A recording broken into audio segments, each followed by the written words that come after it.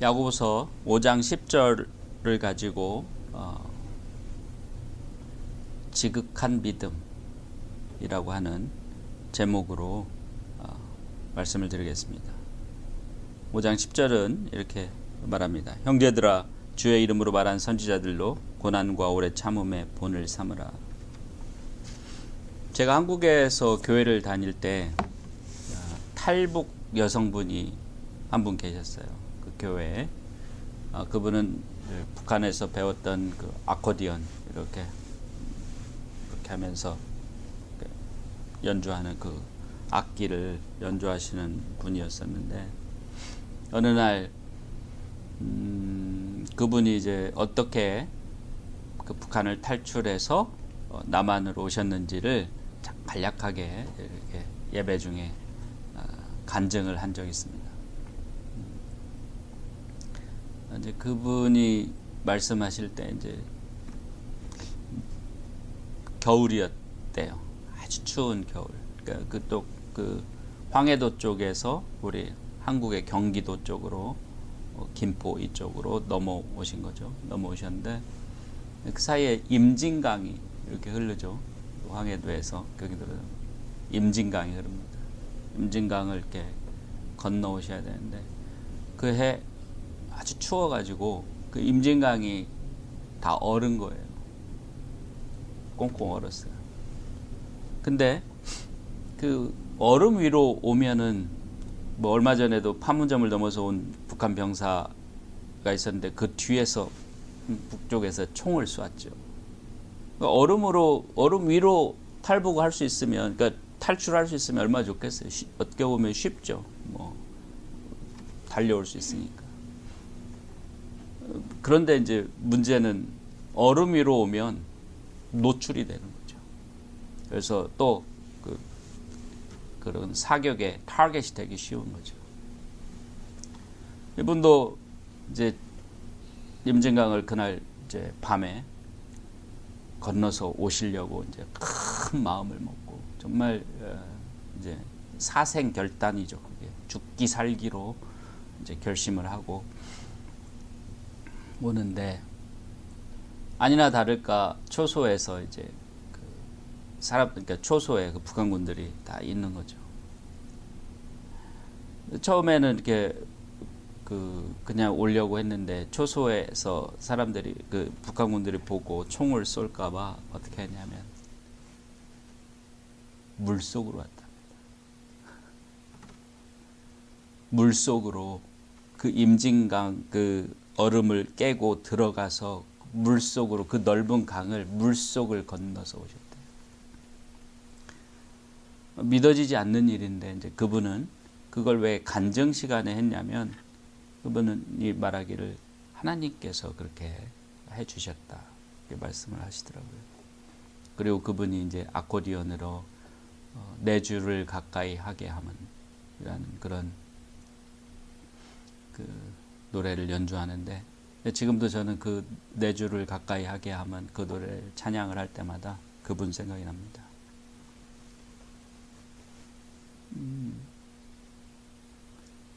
그분이 얼음 속을 걸어서, 그것도 얼음 속은 그렇게 두껍게 언 얼음 속을 한번 들어가면 못 나올 수도 있어요. 뭐 사실 겨울에 익사 사고가 이제 낚시나 그런 얼음 낚시나 이런 걸 하다가 익사 사고가 간혹 일어납니다. 많이 자주 일어나는 편이죠.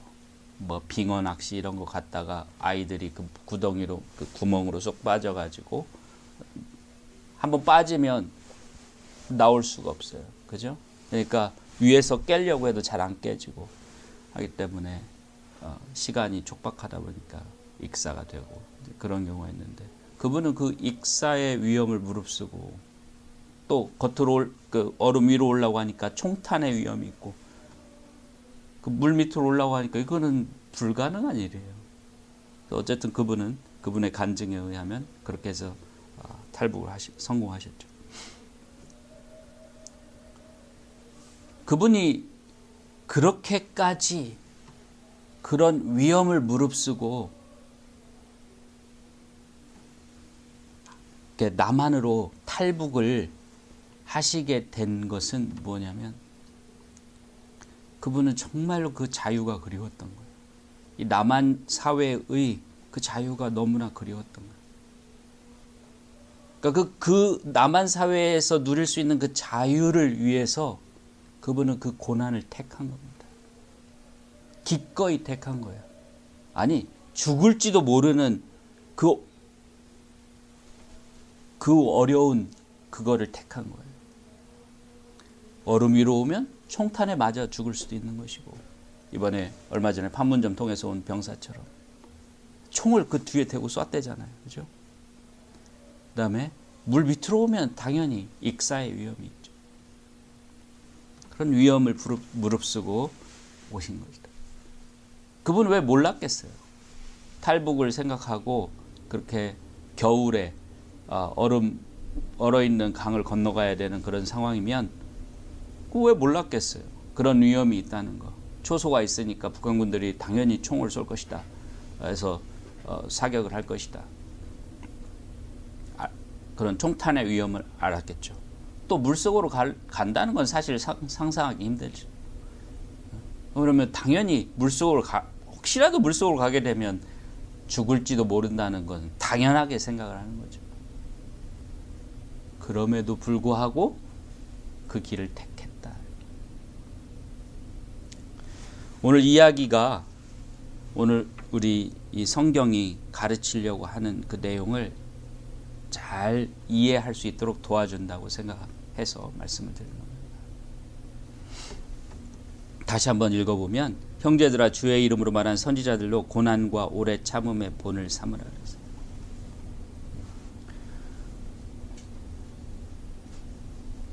참된 믿음은 고난을 두려워하지 않는 겁니다. 참된 믿음이라는 것은 내가 그 믿음으로, 삶으로 인해서 받게 될 고난을 알면서도 그걸 택하는 겁니다.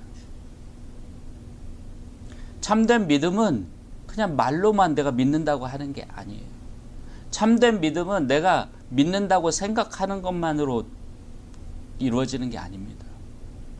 참된 믿음은 어떤 고난이 다가올 줄 알고도, 어떤 어려움이 다가올 줄 알고도 어떤 것을 위해서 그거를 택하는 겁니다. 그 탈북 여성처럼 정말 내가 총탄의 위험이 있는 줄 알고도, 익사의 위험이 있는 줄 알고도 자유를 위해서 그걸 택하는 겁니다.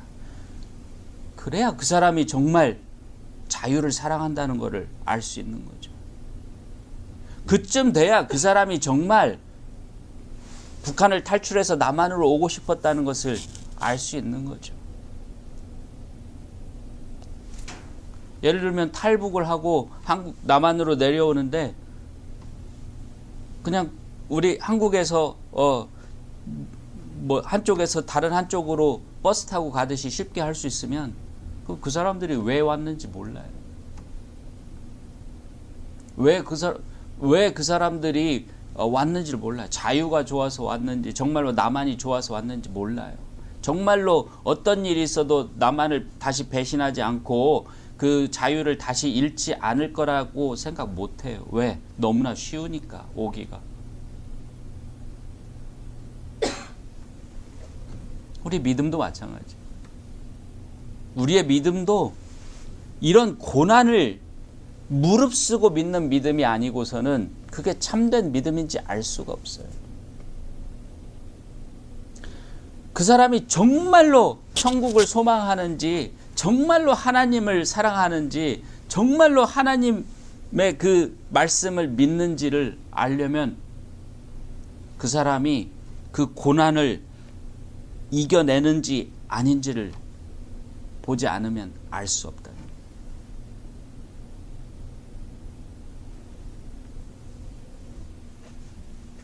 쉬운 것은 누구나 다 합니다. 그래서 쉬운 것은 어떤 사람도 다 할 수 있기 때문에 가치가 높지 않아요. 그럼에도 불구하고 그 쉬운 것을 해냈다고 해서 아무 어려움도 없이 고난도 없이 해냈다고 해서 거기에 다 상을 준다면 이 세상에 상이라고 하는 것은 아무런 가치도 없는 것이 될 것입니다. 상이라고 하는 것이 가치가 있는 건 이유가 뭐예요? 그것을 얻기 위해서 수많은 어려움과 고난을 참아내야 하기 때문에 그 상이 가치가 있는 겁니다. 어저께 그 중앙일보 어떤 기사를 보니까 미국에서 가장 연봉이 높은 2018년에 가장 연봉도 좋고 가장 많이 요구되는 그런 잡들을 대부분 보니까 10개 중에 9개가 그 의사입니다. 무슨 과 의사, 무슨 과 의사, 뭐 치과 의사 등등 의사. 그리고 그 중에 하나가 컴퓨터 사이언스, 컴퓨터 엔지니어링입니다. 그러니까 그런 좋은 연봉이나 좋은 잡을 가지려면 그만큼 노력을 해야 되는 거예요. 그만큼 고생을 해야 되는 거예요. 거기에 의사들 연봉이 뭐 컴퓨터 엔지니어링 쪽 연봉은 한 10만 불 되고 의사들은 평균 한 20만 불 되더라고요. 그러면 그 중간 정도 레벨이 그렇답니다. 그러면 의사가 되기 위해서 노력하는 그 어려움을 극복해야 하는 것은 컴퓨터 엔지니어가 되기 위해서 어려움을 극복해야 되는 것의 2배인 거예요. 실제 그렇잖아요. 컴퓨터 엔지니어는 대학 4년 졸업하면 성실히 공부하고 하면 컴퓨터 엔지니어 될 수 있어요. 조지아 텍에서 컴퓨터 사이언스 전공하고 또는 컴퓨터 엔지니어링 전공하고 졸업하면 컴퓨터 엔지니어 될 수 있어요. 의사는 거기다 4년 내지 6년을 더 해야 됩니다. 그 2배가 되는 거예요. 그죠? 연봉이 2배가 되는 겁니다. 그래서 그만큼 고생을 하기 때문에 그만큼 그게 주어지고 거기에 가치가 있는 겁니다. 마찬가지예요. 우리 믿음도 그만큼 고생을 하기 때문에 그 믿음에 대하여서 하나님께서 상을 주는 거예요. 다시 말하면 그 믿음이라고 하는 것이 그 고생을 통해서 이루어진 것이 아니고서는 하나님께서 상을 줄 만한 가치가 있는 믿음이 아니에요.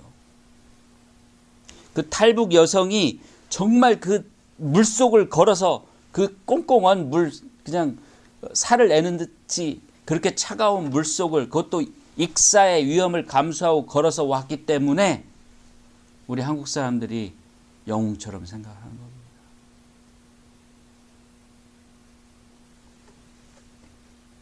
우리의 믿음이 참된 믿음이라면 바로 그런 거예요. 어려움을 극복해야 됩니다.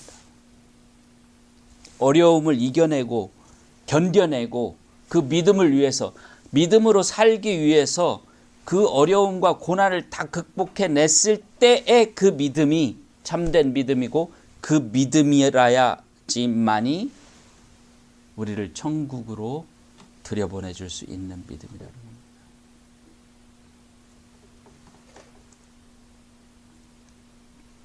믿음은 추상적인 것이 아닙니다. 우리 삶의 일부분이에요. 우리 매일매일 매 순간에 삶에서 나타나야 하는 증거되어야 하는 것입니다. 예를 들면 오늘 교회 끝나고 오늘 기도 열심히 했어요. 아유 하나님 저희가 지금 우리 애가 지금 대학교 등록을 해야 되는데 지금 10,000불이 필요합니다. 10,000불. 하나님 좀 도와주세요. 하고 무릎 꿇고 기도를 했어요. 그리고 나가는데 교회 주차장에 100불짜리 지폐 100장 한 다발이 떨어져 있어요. 10,000불이죠. 딱 10,000불. 10,000불. 근데 이 사람은 뭐라고 어떤 사람이 이렇게 생각했죠. 기도의 응답이 됐구나. 하나님 감사합니다 하고 그 10,000불 갖고 가서 애 등록을 시켜줘요. 이 사람 믿음이 옳은 거예요? 도대체 이 사람 믿음이 있는 거예요? 이런 믿음에 대해서 하나님께서 상을 주실까요? 그 만불을 잃어버린 사람은 어떨까요? 현금 만불을 잃어버린 사람의 심정은 어떨까요? 그 사람은 또 자기 아들을 대학에 등록을 하기 위해서 그 만불을 어렵게 했는데 어떻게 차문을 열다가 주차장에 그걸 떨어뜨렸는데 그 주차장에 다시 와서 찾아보니 없어졌어요. 아니면 그 만불을 가지고 정말 수술하지 않으면 안 되는 그런 자기 부인의 그런 그 병을 낫게 하기 위해서 어떻게 해서 그 만불을 구했는데 그 만불을 잃어버렸어요. 근데 이 사람은 잠깐 무릎 꿇고 기도했는데 주차장에 만불이 떨어져 있다고 그 만불 주워가지고 아이고 하나님 감사합니다. 하나님께서 내 기도에 응답해 주셨습니다 하고 그 돈을 써버려. 그게 믿음이냐고요. 그게 하나님 감사합니다 그러면은 그게 믿음이냐고요. 믿음이란 것은 그런 거죠. 그게 아닙니다. 그 만불을 봤을 때 자기 욕심을 버리고 여기서 하나님께서 나에게 가르쳐 주신 하라고 하신 그 의로운 행위가 무엇인가? 내 아들이 설사 대학 만불이 없어서 이번 학기에 학교를 등록하지 못하더라도 옳은 하나님의 뜻에 맞는 것을 택해서 행하는 그것이 믿음이에요. 그걸 아이고 하나님 감사합니다. 기도의 응답이구나라고 덥석 받아가지고 써버리는 겁니다. 범죄입니다. 그건 믿음이 아니다. 우리 한국 법으로 치면 유실물 횡령죄예요. 그게 안 밝혀지면 아무도 본 사람이 없고 안 밝혀지면은 죄가 안 될지도 모르지만 어쨌든 죄는 죄예요. 밝혀지지 않아서 처벌은 받지 않을 수 있어도 밝혀지면 처벌받습니다. 유실물 횡령죄. 유실물 횡령죄는 무슨 죄와 비슷하냐면 절도죄와 비슷합니다. 즉 도둑질한 죄와 같은 형법상 같은 부분에 규정되어 있습니다. 아니 그 도둑질하면서 하나님 감사합니다. 아이고 이 내 믿음의 기도에 하나님께서 응답하셨네. 아니라는 거죠.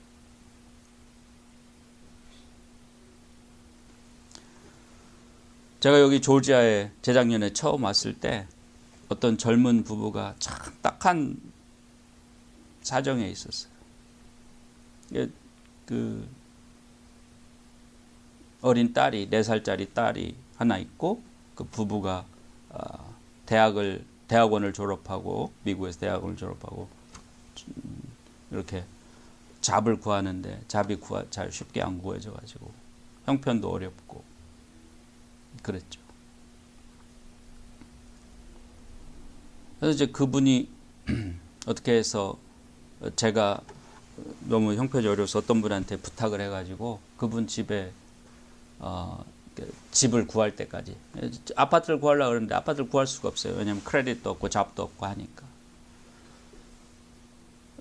그래서 이제 그 어떤 분 집에 이렇게 잠깐 머물 수 있게 빈 방이 있으니까 머물 수 있도록 집을 구할 때까지 며칠 동안만이라도 뭐 몇 주, 한 2, 3주 있게 됐는데 그 집을 구할 수 있게 구하는 동안 거기 머물 수 있게 이렇게 해줬어요. 근데 마침 그 집에 머무는 그 집 아들하고 알게 됐는데 그 아들의 집이 이제 다른 곳에 있는데 그 집에 베이스먼트가 있는 거예요. 베이스먼트.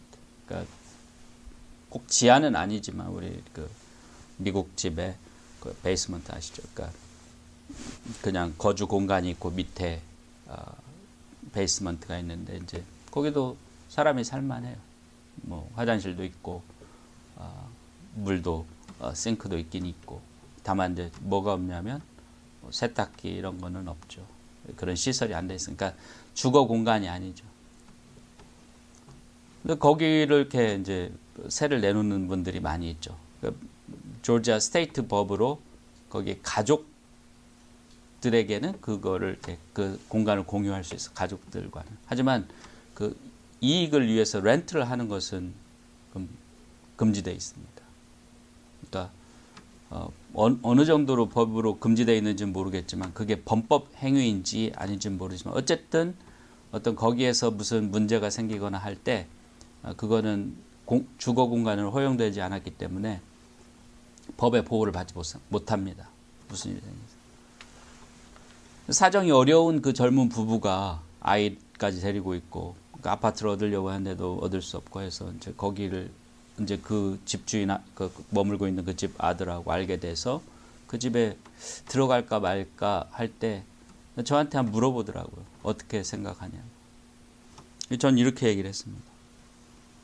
저도 처음엔 몰랐는데 이제 나중에 알아보니까 그렇더라고요. 법이 그렇게 돼 있더라고요. 그게 떳떳한 일이 아니면 하지 마라. 그리고 믿음으로 더 믿음으로 더 옳은 일을 선택을 해라. 그러면 하나님께서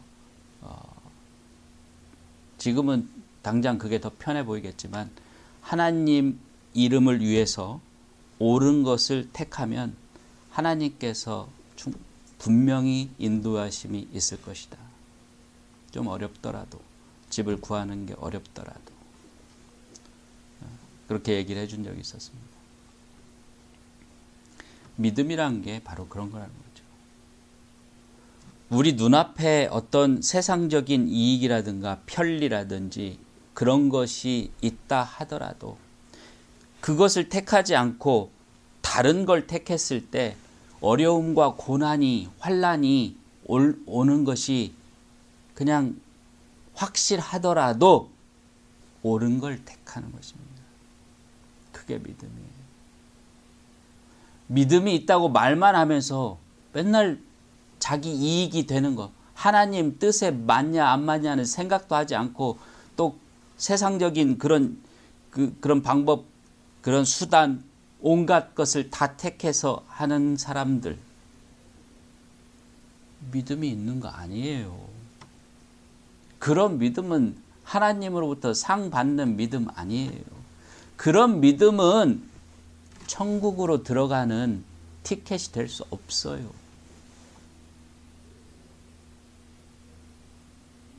말로만 믿는다고 믿는 거 아닙니다. 생각으로만 믿는다고 믿는 거 아닙니다. 교회 다닌다고 믿는 거 아닙니다. 자기가 구원받았다고 믿는다고 구원받은 거 아니에요. 어려움을 극복하고 살아야 되는 거예요.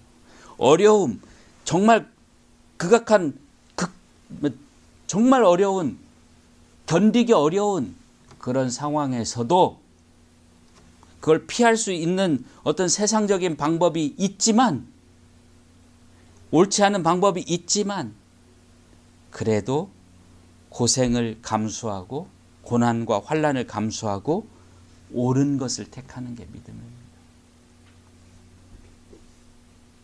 그래서 참된 믿음이란 것은 고난과 환난을 두려워하지 않는 거예요. 고난과 환난을 두려워하지 않고 하나님의 뜻을 선택해서 하나님 말씀대로 살아가는 것, 믿음으로 살아가는 것, 그게 믿음이고 그게 믿음으로 사는 삶입니다. 그리고 그러한 믿음에 하나님께서 의를 주시고 그러한 믿음이 바로 우리를 천국으로 인도하는 보증이 되는 겁니다.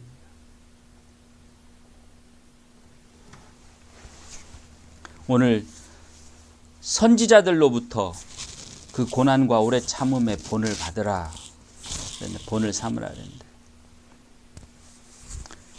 선지자 이사야, 예레미야, 에스겔, 호세야 등등등 많은 선지자들이 있죠. 이사야는 3년 동안 아랫도리를 벗고, 즉 발가벗고 3년 동안, 하루 이틀도 아니고 3년 동안 그러고 예언을 했습니다. 하나님 말씀을 전했어요. 그럼 생각을 해보세요.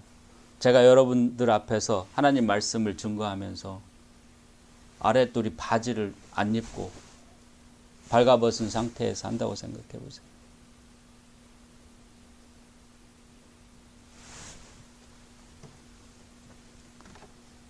아니, 거꾸로 그렇게 해야 된다고 말씀을 하시면서 하나님께서 내 선지자가 되라, 내 종이 되라 그러면 여러분 되겠습니까? 너 내 종이 되어서 3년 동안 발가벗고 사람들 앞에 나가서 회당과 길거리에 나가서 또 왕 앞에 가서 내 말을 전해라. 그러면 아이고 하나님, 그래도 하나님 종이 되겠습니다 하고 그렇게 하겠냐고요.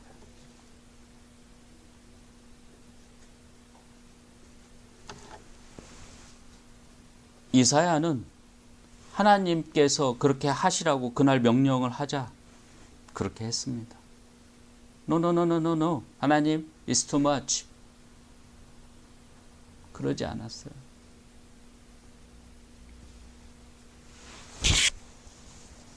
예레미야는 두드러 맞고 20장, 예레미야서 20장에 보면 두드러 맞고, 그 다음에 26장에는 예레미야는 또 사형 선고까지 받았죠.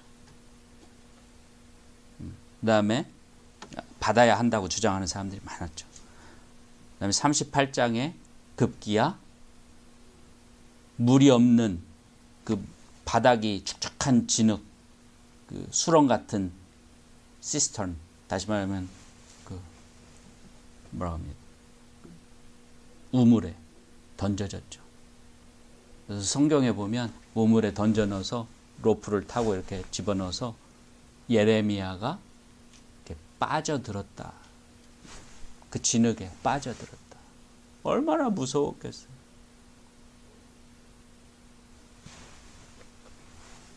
그리고 바빌론이 와서 그 나라를 다 휩쓸고 이제 다시 돌아가서 예레미야와 그 가난한 사람들을 이스라엘에 남아서 살게 했는데, 또 그놈들이 예레미야를 납치해가지고 이집트로 끌고 가죠. 끝내 강제로 납치까지 당합니다. 그렇게 했음에도 불구하고, 그렇게까지 예레미야가 그렇게까지 했음에도 불구하고 단 한 명도 예레미야의 말에 귀를 기울이지 않았다. 성경이 하나님께서 하신 말이에요. 예레미야를 처음 부를 때 아무도 네 말을 듣지 아니하리라 그랬어요. 그럼에도 불구하고 예레미야는 그런 어려움이 예상됨에도 불구하고 처음에는 좀 미적미적했지만 하나님의 종이 돼서 그 예언을 했던 겁니다. 하나님의 말씀을 전했던 거예요. 그런 게 참된 믿음이죠. 이 에스겔도 마찬가지입니다. 에스겔은 심지어 390일, 그러니까 이스라엘의 죄를 네가 감당해라. 하나님께서 그렇게 얘기를 하십니다. 그래서 4장에, 에스겔서 4장에 보면 처음 390일 동안은 그 북이스라엘 왕국의 죄를 감당해서 오른쪽으로만 묶여서 로프로 묶고 못 움직이게 오른쪽으로만 누워서 지내라. 390일 동안. 그게 끝나면 남유다 왕국의 죄를 또 네가 감당해라라고 왼쪽으로 390일 동안. 한번 생각해 보세요. 390일 동안 이러고 있는 거. 390일 동안 2년이죠. 대략 2년하고 한 두어 달 더 되죠.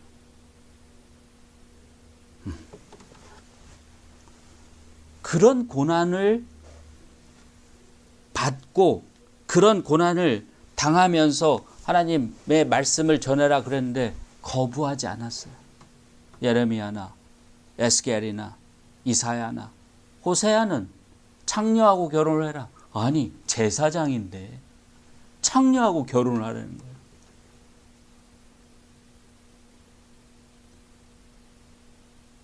그거 무슨 부끄러운 일이에요. 창녀, 예전에는 창녀, 그 예전 유대 그 구약 시대 창녀들은 더러운, corrupt, 그러니까 defiled 된 그런 뭐라고 합니까? 그러니까 정결하지 못한 그런 대상이 같이 해서는 안 돼요.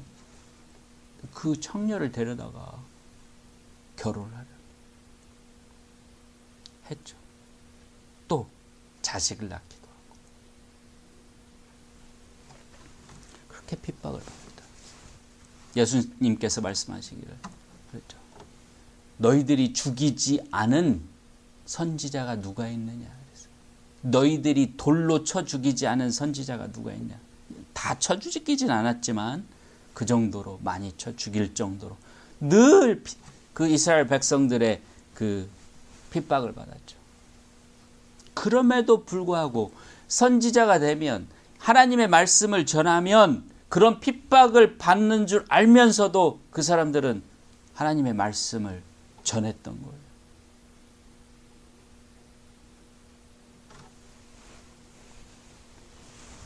그게 두려워서 거짓 선지자들이 생기는 거죠. 그걸 피하고 세상적인 이익을 얻으려고 거짓 선지자들이 생깁니다. 여러분 생각해 보세요. 지금 여러분 하는 말이, 전하는 말이 하나님이 가르쳐 주신 말씀입니까?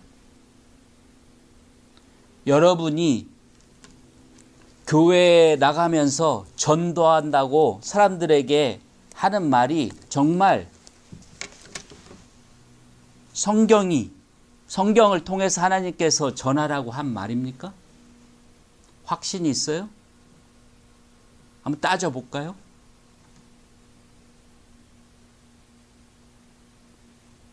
왜 그래요? 우리 목사님이 그렇게 하라고 했으니까? 제 생각에 그게 옳은 거예요. 그렇게 말해서 핍박 받아요? 그렇게 말해가지고 고난을 당해요? 아니, 그런 거 전하느라고 여러분들 이렇게 예레미야나 에스겔이나 이사야처럼, 호세아처럼, 아니 다른 선지자처럼 돌 맞고 손가락질 당하고 왕따 당하고 핍박 당하냐고요.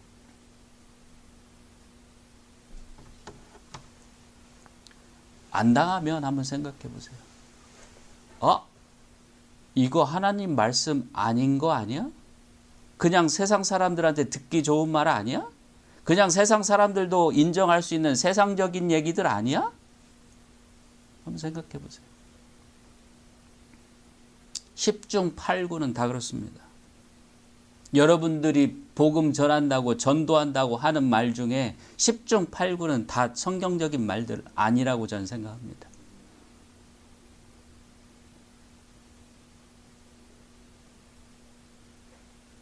나는 구원받았다는 확신. 여러분 믿기만 하면 구원받습니다. 예수님을 구주로 영접하세요. 구원받습니다. 무슨 뜻이에요? 무슨 뜻으로 하는 거예요? 아니, 예수님을 구주, 주님으로 영접했다는 사람들이 삶을 보면은 맨 자기 비즈니스나 신경 쓰고, 맨 세상에서 볼 이익이나 신경 쓰고, 맨 교회 와서 서로 다투고, 무슨 장로직을 누가 빨리 하니, 누가 늦게 하니, 권사직을 누가 빨리 하니, 늦게 하니, 누가 집사가 됐니, 안 됐니, 누가 어쩌고 저쩌고 하니, 맨날 서로 다투고 싸우고 하는데 도대체 그게 구원의 확신? 어디서 온 거예요, 도대체? 그 근거가 뭡니까?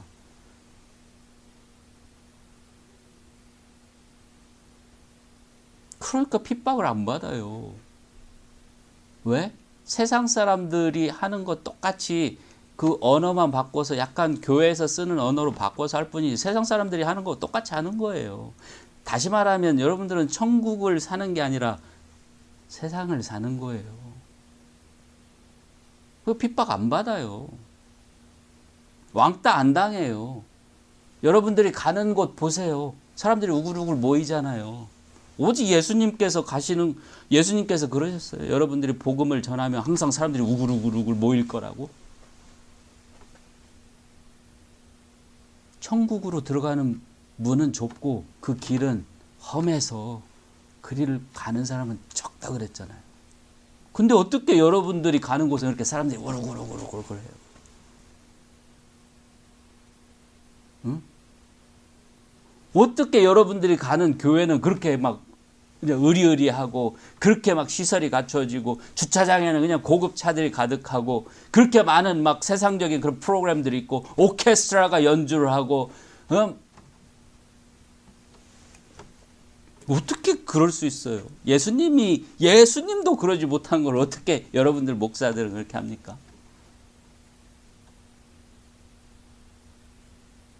어떻게 예수님이나 이사야나 예레미야나 에스겔 같은 선지자들이 누리지 못한 것을 그 사람들은 누린대요.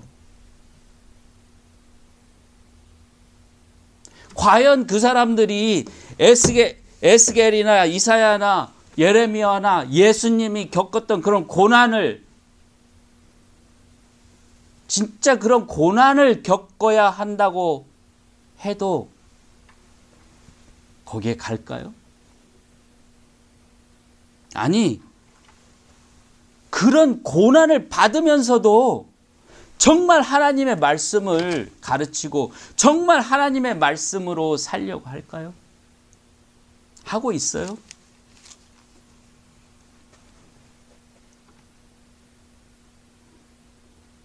그 믿음인지 아닌지 생각해 보세요. 믿음의 구원의 확신? 웃음밖에 안 나옵니다. 뭐 하나님이 은혜로 주신다. 천만의 말씀입니다. 성경 어디도 그런 아이디어는 없습니다. 빌립보서 2장 13절에 두려움과 떨림으로 너희 구원을 완성해 나가라 그랬어요. 성경 어디에도 너희들 구원이 완성됐다고 하는 곳은 없습니다. 하나님의 구원의 계획이 완성됐다는 거지 당신의 구원이 완성됐다는 말은 없어요. 그런 거짓을 믿고 이제 모든 게 다 끝났으니까 이제 즐기자는 식으로 그렇게 살아가는 그런 사람들한테 어떻게 우리가 성경을 아는 사람이 성경을 전하려고 하는 에스겔이나 예레미야나 이사야 같은 사람들이 당신들 참 잘하고 있습니다. 믿음이 참 좋으시군요. 이런 말을 하겠냐고요. 못합니다. 목에 칼이 들어와도 못합니다. 할 수 없어요.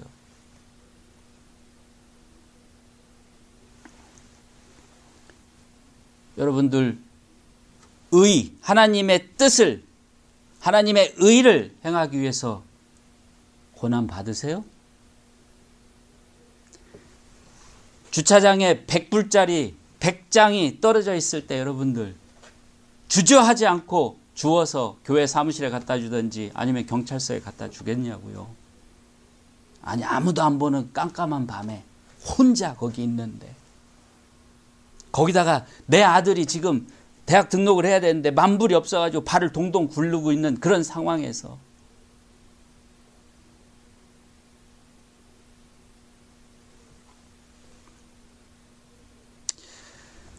믿음은 말로만 하는 게 아닙니다. 믿음은 생각으로만 하는 것도 아니에요. 믿음은 또한 어떤 특정한 행위들을 반복적으로 행한다고 해서 그게 증명되는 것도 아닙니다. 교회 가는 것처럼 헌금하는 것처럼 11조 드리는 것처럼 아니에요. 물론 믿음이 있는 사람들이 그런 행위를 하죠. 진정한 믿음이 있는 사람들은 그런 행위도 합니다. 하지만 거꾸로 그런 행위를 한다고 해서 반드시 믿음이 있는 건 아니란 말이에요.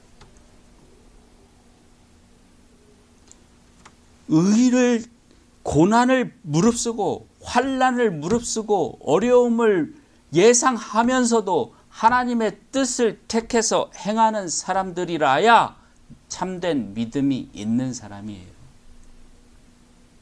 여기 선지자들의 본을 받으라 그랬죠. 그 선지자들, 우리 주 예수 그리스도와 같은 분이 바로 믿음이 있는 분이에요. 예수님은 자신이 십자가에 매달려 돌아가실 줄 알았어요. 그럼에도 불구하고 그 길을 택하셨습니다. 피할 수 있으면 피하고 싶은 그런 길이었어요. 그러나 내 뜻대로 하지 마옵시고 아버지의 뜻대로 하옵소서. 기꺼이 그래서 그 길로 가셨습니다. 그게 믿음이에요. 그래서 히브리서 12장 2절에 믿음의 주요 온전케 하시는 일을 바라보자.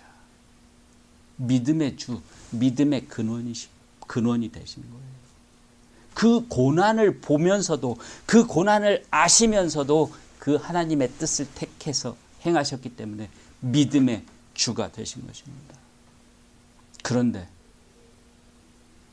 조그만한 그런 어려움조차도 피하기 위해서 세상적인 방법을 하고, 아니 세상 사람보다 더 교활한 그런 방법을 쓰기까지 하는 사람들이 믿음이 있다, 구원의 확신이 있다, 어불성설입니다. 참된 믿음 아닙니다.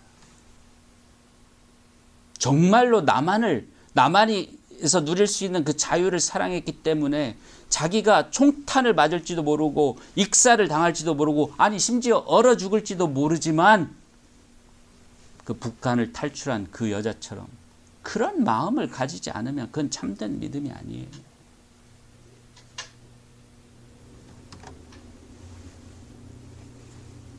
야고보서는 제가 계속 말씀드리지만 참된 믿음이 무엇인지를 가르치는 책입니다.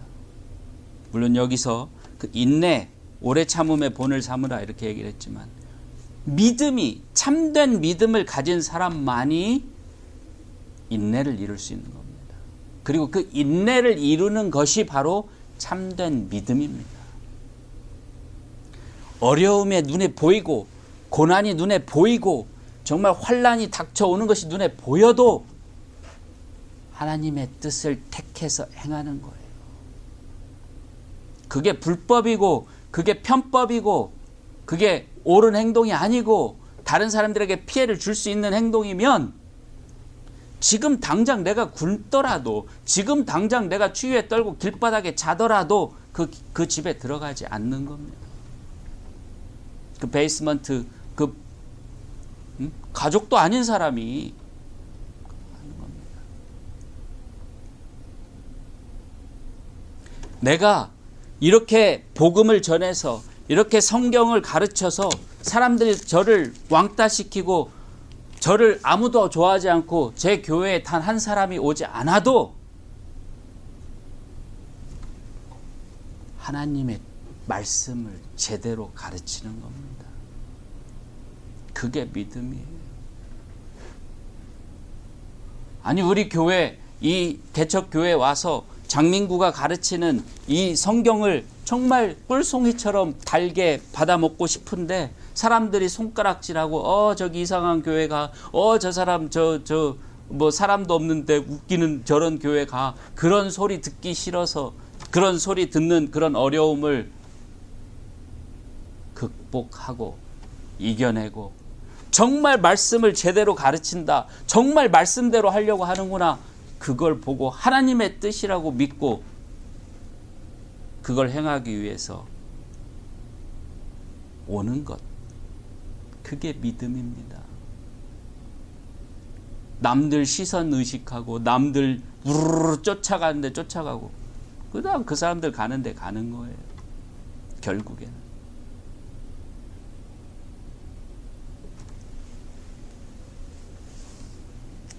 핑계 될 것이 없습니다. 쉽게 생각해서 내가 정말 하나님의 뜻을 행하기 위해서 고난을 받는가, 아니 하나님의 뜻을 행하기 위해서 고난을 받고 있는가, 고난을 받을 용의가 있는가, 마음의 각오가 되어 있는가 생각해 보세요. 내가 하나님의 의를 지키기 위해서 100불짜리 100다발을 새벽 2시 그 주차장 아무도 없이 CCTV도 다 꺼지고 아무것도 없는 곳에서 그걸 발견했을 때 어떻게 할 것인가? 여러분들이 목사라면 생각해 보세요. 여러분들이 이렇게 설교를 하고 이렇게 가르치고 해서 단 한 명의 성도도 사람도 여러분의 설교를 좋아하지 않고 저 사람은 맨날 저런 얘기만 하고 성경 얘기만 하고 재미없고 정말 가슴에 찔려서 거기 가서 못 듣겠다. 그런 소리를 듣더라도 계속해서 이걸 가르칠지 생각해 보세요. 그러시는 분들이 믿음이 있는 겁니다. 아이고 난 그거 못해. 하지만 그냥 난 믿음이 하나님 은혜로 난 구원받는다고 생각해. 제가 판단할 수는 없는 문제지만 다만 말씀드릴 수 있는 것은 성경은 오늘 이 말씀도 보세요. 그 선지자들의 본을 받으라고 하지 않습니까? 그런 식으로 해서 구원받는다는, 그런 식으로 해도 구원받을 수 있다는 그 말이 신구약 성경 어디에도 없습니다. 하나님 은혜는 그렇게 함부로 갖다 붙이는 게 아니에요. 여러분들 진정으로 전 여러분들이 구원받기를 바랍니다. 진정으로. 그 구원은 아무에게나 쉽게 주는 게 아닙니다. 그거 하나님의 은혜 갖다 붙일 수 있는 거 아닙니다. 그런 식으로 오직 정말 하나님 뜻을 어떤 고난에도 불구하고 하나님의 뜻을 행하려고 하는 그런 참된 믿음을 가진 사람, 그런 사람에게 주시는 상이 구원입니다. 그리고 그것을 우리가 해낼 수 있도록 도와주시는 그것이 바로 하나님의 은혜인 것입니다. 우리가 하려고도 하지 않는데 그냥 갖다 주시는 것은 그건 하나님이 약속하신 은혜가 아닙니다. 그런 은혜는 약속하신 적이 없어요. 바로 아시고 참된 믿음을 찾으시기를 우리 주님의 이름으로 정말 축원합니다.